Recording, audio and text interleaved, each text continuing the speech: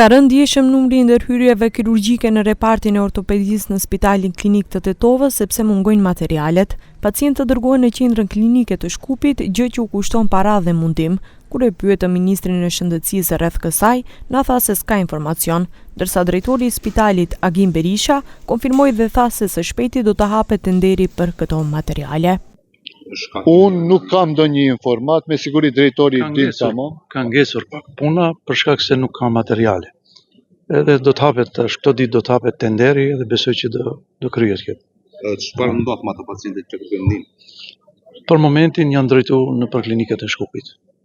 Për fat keq, kështu ka qenë. Televizioni 21 ishte sot në ortopedinë e Tetovës për të parë gjendjen. Kryeshefi i repartit Arton Neziri na tregoi se gjatë vitit 2023 janë bërë 140 intervenime, ndërsa këtë vit vetëm 10 me ato materiale që kanë ngelur.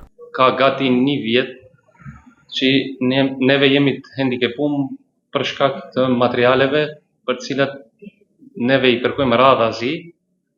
Këto materiale janë mëset nevojshme dhe këto ndërhyrje ortopedike, traumatologjike, kohës fundit janë kryer edhe në klinikën e Tetovës.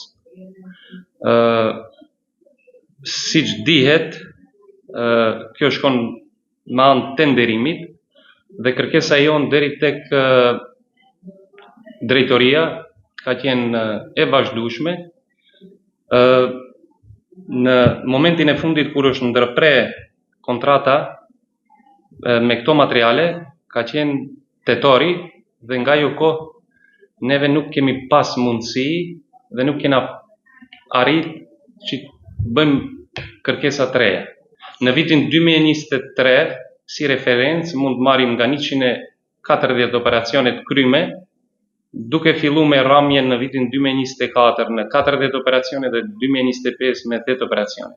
Reparti ortopedisë në Tetovë, krahas mungesës së materialeve për punë, përballet edhe me mungesë të personelit dhe specialistëve. Për momentin ka vetëm 6 specialistë, prej të cilëve 2 do të dalin në pension. Në bazë të numrit të popullsisë në këtë repart duhet që së paku të jenë 10 specialistë.